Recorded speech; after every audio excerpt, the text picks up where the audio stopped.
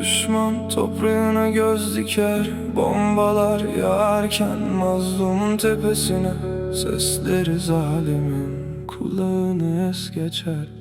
Sence buna dünya ses mi eder? Kurulmuş düzende herkes kendi payını hesap eder.